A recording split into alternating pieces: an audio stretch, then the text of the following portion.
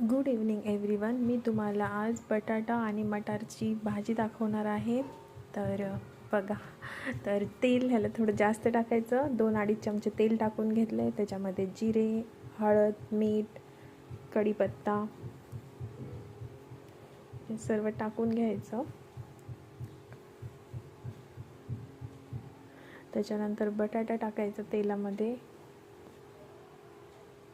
आणि मटार, त्याला व्यवस्थित एकजीव करायचं. आणि तेलामध्ये मसाला आणि लाल तिखट नाही टाकलं, कारण की जळू शकतो, म्हणून वरतून टाकलं आहे. लाल तिखट टाकलं 1 चमचा आणि 2 चमचे मसाला. तुम्ही तुमच्या आवडीप्रमाणे तिखट कमी जास्त टाकू शकता.